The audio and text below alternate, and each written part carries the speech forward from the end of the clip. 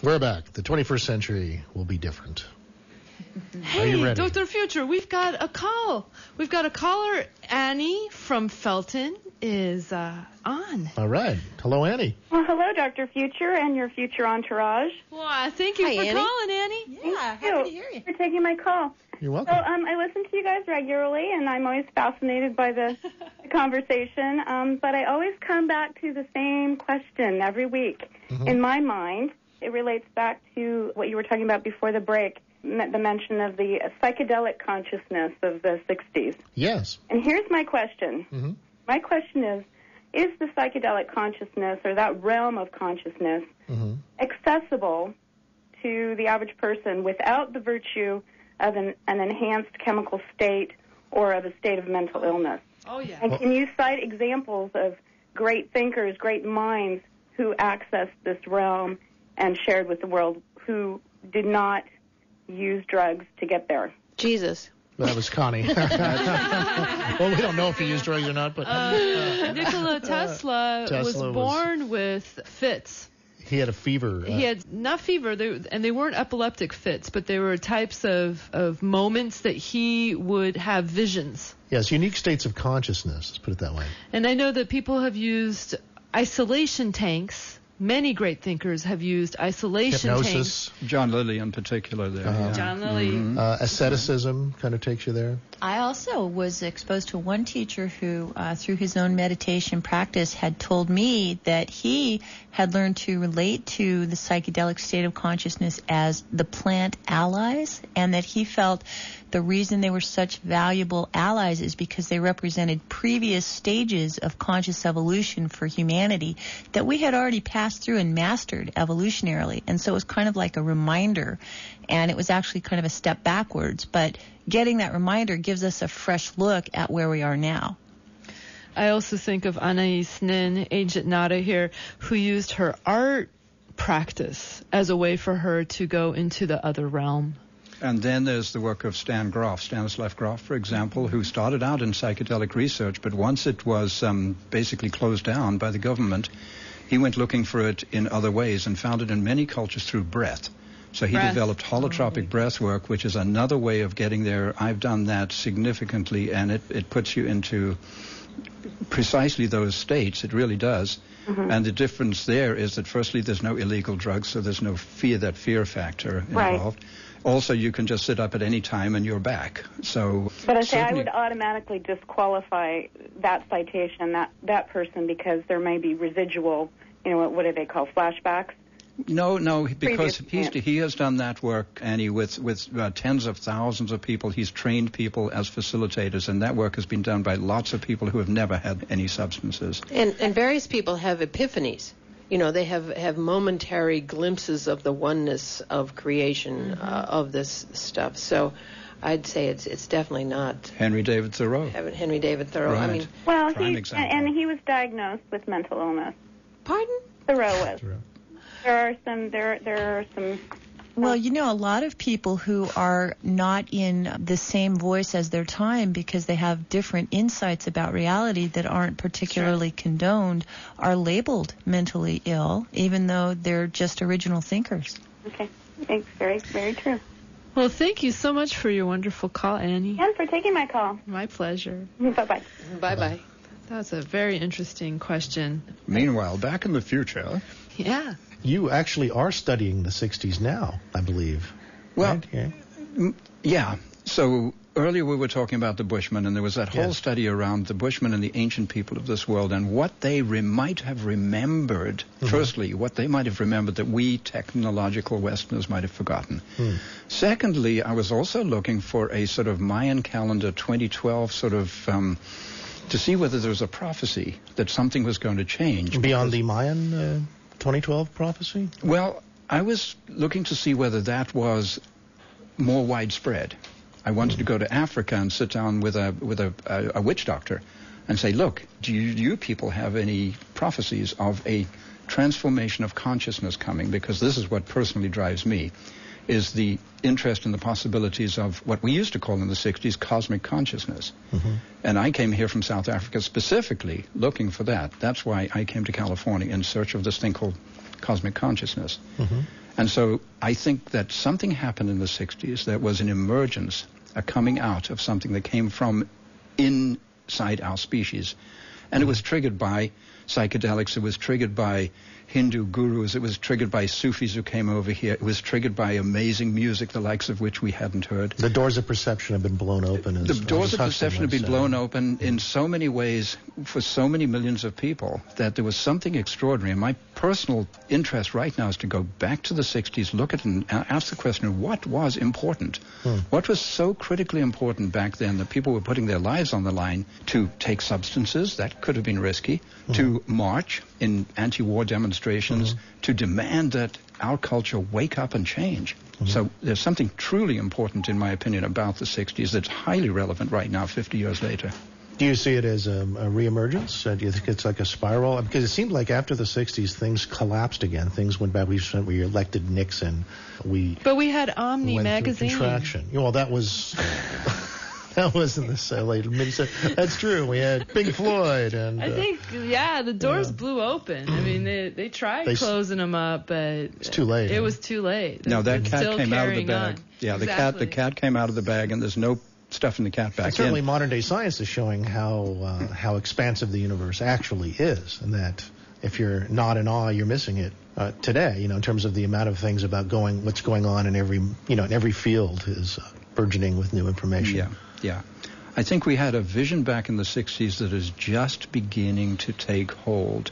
And while a lot of people who have been in the trenches all these years are really distressed and depressed, we didn't succeed, we failed, we didn't change the world, we believed that we could, in a single generation, make all these profound changes. And many people, real big-name thinkers, if you really talk to them, they feel like failures. They're in their 70s and they feel like we did not succeed.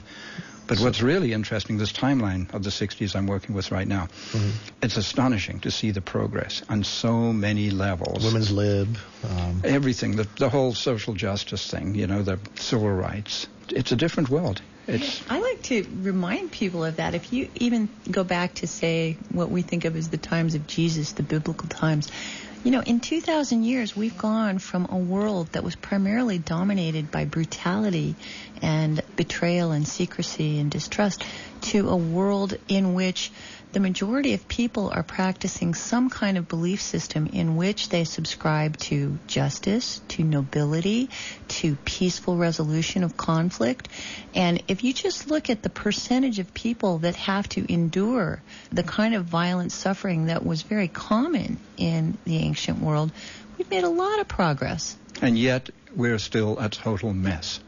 If you read the news, everything from Wall Street to these wars. But it could be that we're just better informed because we have better communication technologies. Yeah, there's that. Well, and they say the darkest hour is before the dawn, so we can just look to the dawn and put our attention on the potential, what we saw in the 60s, what the founders of this nation saw. They put together life, liberty, and the pursuit of happiness and gave their lives to that. The human heart has resonated to these higher truths.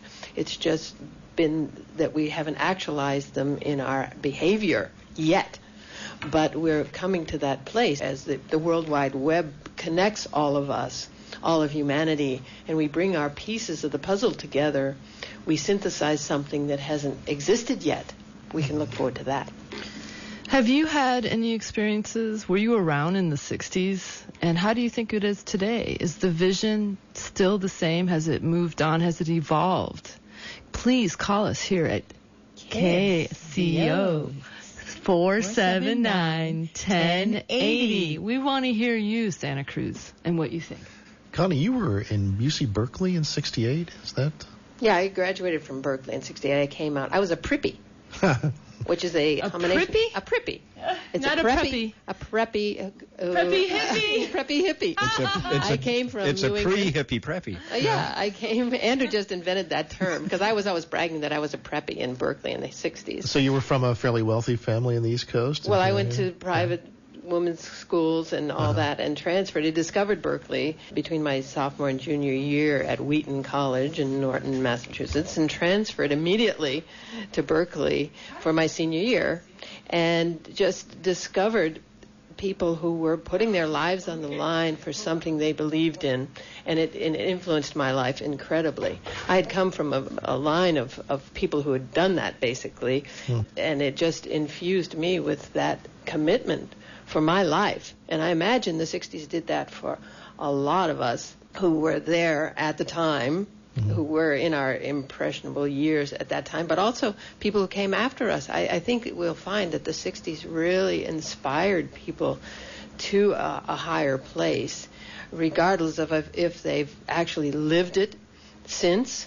I think it's there, brewing, and it was given life, and that it's time now for us to take that and act on it and live it. And as the systems are collapsing, the banking system, the monetary structure are collapsing, we're finding ourselves thrown onto ourselves and onto a trust in ourselves that we were championing back then that just it wasn't time yet. So. And there was we have a caller. We do? Well, okay. We have a caller. Hold on. This is Lakshmi from Ben Lomond. Welcome, Lakshmi. Oh, hi. Hey, Agent Lakshmi. Hey, so I have a comment about the question about whether consciousness has matured or whether something has changed now from the 60s. I feel like as a collective, we were sort of adolescents in our consciousness in the 60s, and so, we took a lot of substances, we tried a lot of things, but we went a little bit too far, didn't know where to stop, perhaps, and so had to experience a very long hangover, you could call it. Yeah, there you go. Couple of decades, but at the same time, we've been maturing, and the patterns that were instigated that change are